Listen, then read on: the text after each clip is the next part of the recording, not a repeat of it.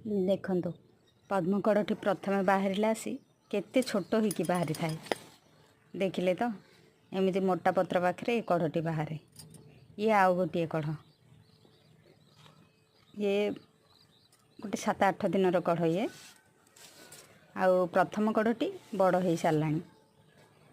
ଦେଖନ୍ତୁ ସେ ଏତେ ବଡ଼ ସାଇଜ୍ ହେଇଗଲାଣି। ଏଇ କଢ଼ଟି, ଏଇ ଫୁଲଟି ଲାଷ୍ଟ ଇୟର୍ ବି ଫୁଟିଥିଲା। ଇଏ ଗୋଲାପୀ କଲର୍ଟି, ଆଉ ଏଥିରେ 108ରୁ ଉର୍ଦ୍ଧ୍ୱ ପାଖୁଡ଼ା ଅଛି। ଏ ଫୁଟିଲେ ଏ ଫୁଲଟି ବହୁତ ବାସ୍ନା ହୁଏ, ବହୁତ ମନକୁ ଶାନ୍ତି ଲାଗିଥାଏ ଓ ଦେଖିଲେ ତ ବହୁତ ଖୁସି ଲାଗେ। 108 ଉପରେ ପାଖୁଡ଼ା ଏଥିରେ ଥାଏ।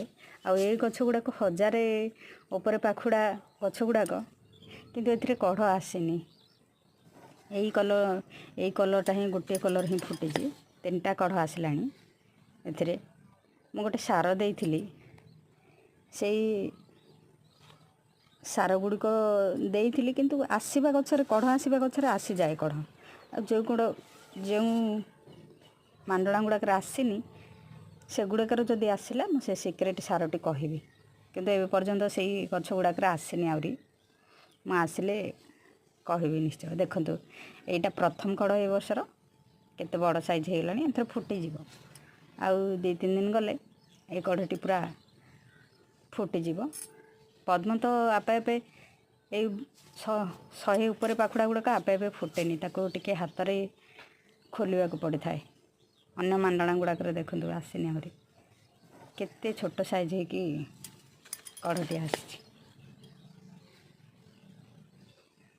ଦେଖାଯାଉ ଅନ୍ୟ ମାଣ୍ଡଣା ଗୁଡ଼ାକରେ କ'ଣ କେବେ ଆସିବ। ଆସିଲେ ମୁଁ ସେ ସାରଟି ସେୟାର କରିବି, ଯଦି କାହାର ଥିବ ତା'ର କାମରେ ଆସିବ। ଦେଖନ୍ତୁ